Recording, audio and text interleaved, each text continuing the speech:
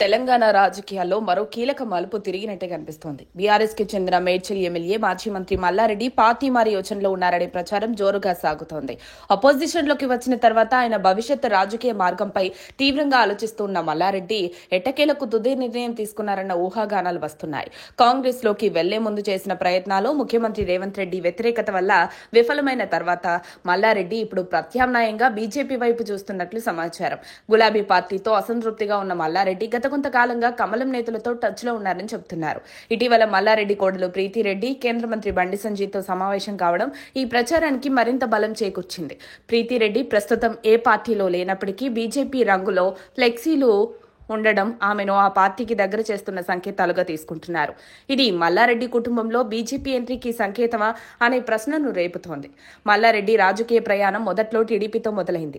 అక్కడి నుంచే రేవంత్ రెడ్డితో విభేదాలు మొదలయ్యాయి. రేవంత్ తర్వాత కాంగ్రెస్ వైపు సాగితే మల్లారెడ్డి బీఆర్ఎస్ కి వెళ్లారు. అప్పటి నుండి ఇద్దరి మధ్య సంబంధాలు మరింత దూరమయ్యాయి. గతంలో చేసిన ఘాటు వ్యాఖ్యల కారణంగా మల్లారెడ్డి కాంగ్రెస్ లోకి రావాలన్న యత్నాలు విఫలమయ్యాయి. అదే సమయంలో ఆయన బీజేపీలోకి అడుగుపెట్టే అవకాశం ఉందని ప్రచారం జరుగుతోంది.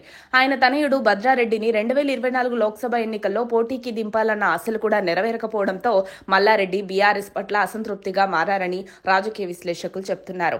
ఇంకా మల్కాజ్గిరి నియోజకవర్గంలో బలమైన ప్రభావం కలిగిన మల్లారెడ్డి కుటుంబాన్ని బీజేపీ తమ వైపు తిప్పుకోవాలనే లక్ష్యంతో కేంద్ర మంత్రి బండి సంజయ్ పనిచేస్తున్నారన్న ప్రచారం ఉంది.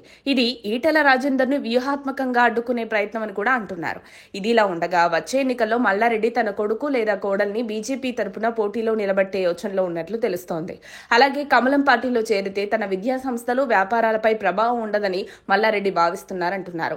ప్రస్తుతం మల్లారెడ్డి బీఆర్ఎస్ లోనే కొనసాగుతున్నా రాజకీయంగా ఆయన కుటుంబం మాత్రం బీజేపీ వైపు స్పష్టమైన అడుగులు వేస్తోంది. కారు గుర్తు విడిచి కమలంలో చేరతారా లేదా మరోసారి ప్రత్యామ్నాయం వెతుక్కుంటారా అనేది త్వరలో తేలనుంది. మరిన్ని అప్డేట్స్ కోసం మా కాయ్ టీవీని సబ్స్క్రైబ్ చేసుకోండి. మా వీడియో కనుక మీకు నచ్చినట్లయితే లైక్ చేయండి, షేర్ చేయండి. మీ విలువైన అభిప్రాయాలను కామెంట్ బాక్స్లో తెలియజేయండి.